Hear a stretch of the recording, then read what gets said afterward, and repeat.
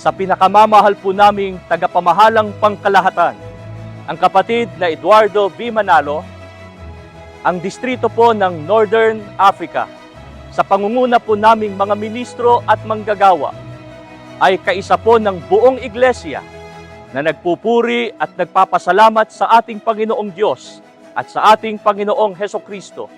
Kalaki po ang aming buong pusong pagbati sa inyo pong kaarawan. Dalangin po namin sa ating Panginoong Diyos na patuloy po kayong pagkalooban ng natatanging karunungan, kalusugan at kapangyarihan para patuloy niyo pong mapangunahan at pagabayan ng bawat isa sa amin sa mataas na uri ng paglilingkod sa ating Panginoong Diyos.